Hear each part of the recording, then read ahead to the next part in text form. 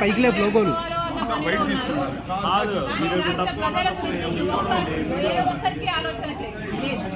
చంద్రబాబు గారికి లేదు, అటు జగన్మోహన్ రెడ్డి గారికి. అందుకే చెప్తున్నాం, ఇప్పటికైనా కూడా కళ్ళు తెరవాలి ఆంధ్ర రాష్ట్ర ప్రజలు. ఇప్పటికైనా ప్రజల మేలు కోరేది ఎవరు అనేది ఆలోచన చేయాలి.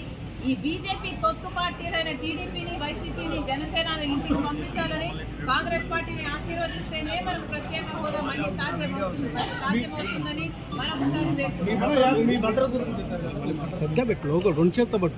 నేను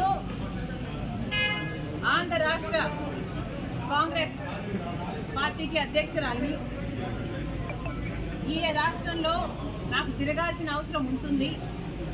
ఈ రాష్ట్రంలో తిరిగినప్పుడు నాకు భద్రత కల్పించాల్సిన అవసరము ప్రభుత్వానికి ఎంతైనా ఉంది.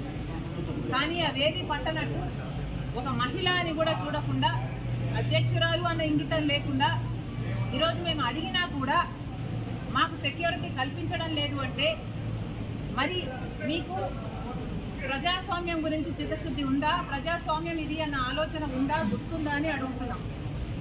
మీకు సెక్యూరిటీ ఉంటే సరిపోతుందా? మీరు పెద్ద పెద్ద కోటలు, పెద్ద పెద్ద గడిలలో కట్టుకొని మీరు బతికితే సరిపోతుందా? మిగతా వాళ్ళకు, ప్రజలకు భరోసా ఇవ్వాల్సిన అవసరం లేదా? ప్రతిపక్షాలకు రక్షణ కల్పించాల్సిన అవసరం లేదా? అంటే మా చెడు కోరుకుంటున్నారనే కదా దాని అర్థం. మాకేదైనా ప్రమాదం సంభవించాలని మీరు అనుకుంటున్నారనే కదా అర్థం.